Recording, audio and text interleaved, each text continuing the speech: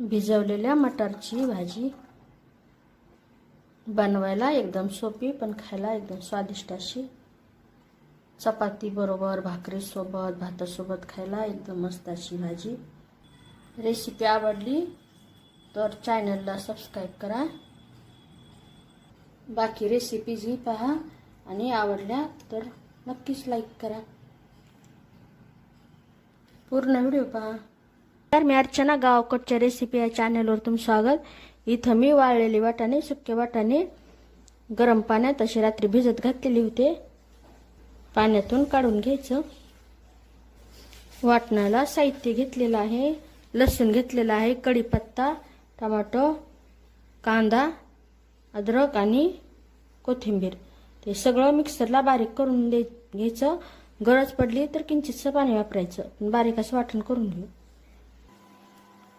Cooker मध्ये तेल टाकायचं, यामध्ये हे जे वाटण बनवलेलं तेल टाकल्यानंतर गॅस कमी ठेवायची। परतवत असताना त्यामध्ये हळद टाकायची, घरगुती मसाला, काळ तिखट, हे मटार टाकायचं, व्यवस्थित असं परतून घ्यायचं।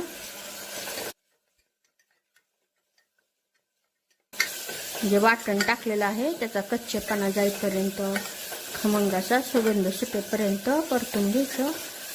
गॅसच्या गरजेनुसार कमी जास्त करायची।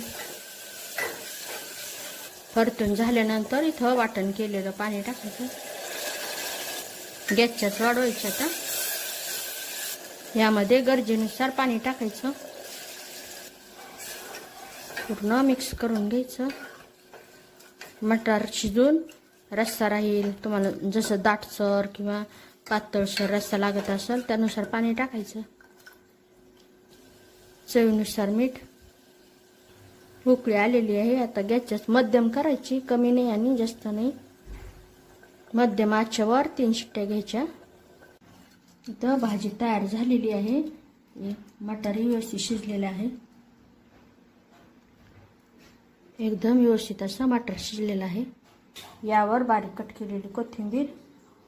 रेसिपी आवडली तर नक्कीच शेअर करा।